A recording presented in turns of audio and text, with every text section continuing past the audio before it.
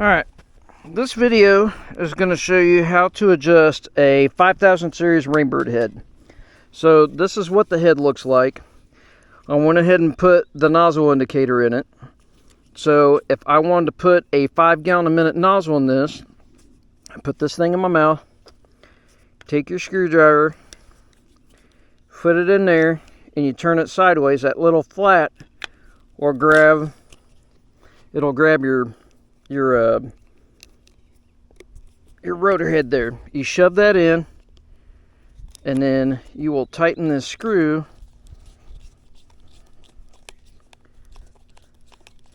until it comes down.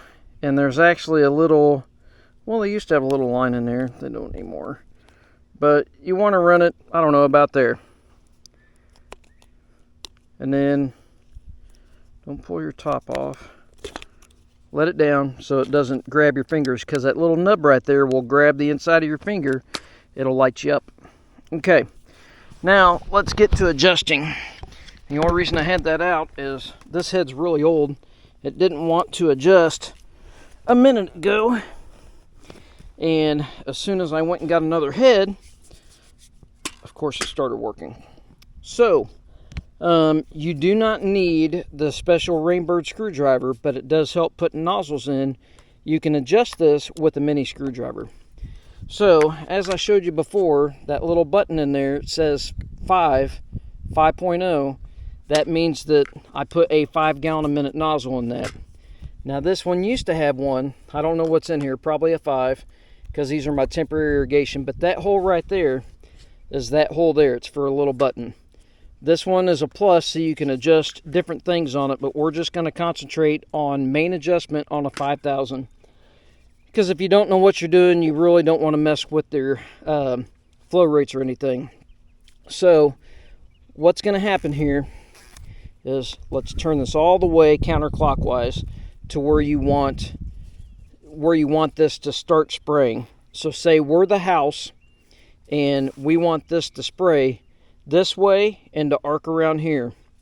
So this hole right here ought to have your button in it, but if you look, you ought to be able to see a plus and a minus on the back. That is opposite of the spray nozzle. Your spray nozzle is in here, and that's that screw that we tighten down to hold the nozzle into the front of the rotor so it doesn't fly out, and then you're just spraying open flow. So we're going to work with this screw hole that has a plus and minus on it, and as you adjust this, it's going to adjust from the right, or from the left to the right. So as you watch me turn this, that's going to be the spray path of that head. It's almost full circle right now. Now, while it's sitting here, now we're spraying this way to start with, and right now it's gone all the way around. It's spraying here. So now if you put your screwdriver in and you twist this towards the minus button, now it's going to spray here, and you can rotate this around and it's going to spray there. So that is going to be your spray path from here to here, and then it's going to go back. So let's show you what we just did. We'll turn the irrigation head on. I've got a lot of pressure and a lot of flow. See how it stood that stand back? It'll run the heck out of a 5. I can run probably 3 5 gallon a minute on a garden hose. I've got a lot of flow. So see, that head's gonna work around. And if you're impatient like me, because we're videoing, you can reach down and you can turn that head. And actually, I've got that diffused down too far. No, the nozzle's all messed up, because it should be spraying out a straighter stream. I mean, that might be a 6, but I think the nozzle's damaged. I'll take the nozzle out of this one and put in it. But as you see, here's your stop and here's your stop, like we adjusted. Now if you want to add some more on the fly, you can add some more on the fly. It's not going to go any further this way, but now it'll go further to your right. And I'm saying directions from the back side of the spray path. because normally people don't want to adjust it in the front and get sprayed. Anyways, that's adjusting a 5004 series, or a 5000 series Rainbird head rather. Really good heads. You can adjust it with a screwdriver. You don't have to have a special key like the Hunters. We used to use the Hunter heads, and I tell you, very, very seldom do I ever have to do any kind of warranty replacement on these.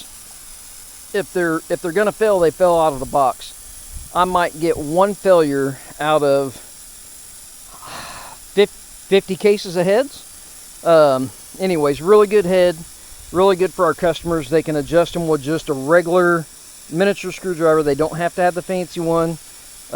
This just helps you pull the head up and replace your nozzles, like I'm going to do in this now because that nozzle's messed up. Anyways, hopefully that helps. Now I can actually send this video to my customers and say, here, this is how you adjust a head. But this video actually came up. I did some temporary irrigation for my dad, and he was like, how do I adjust these heads? And I'm like, I'll just come and do it. Just because I've gone down that path with customers, and it's hard to explain. They don't get it. I thought maybe this would help. You guys can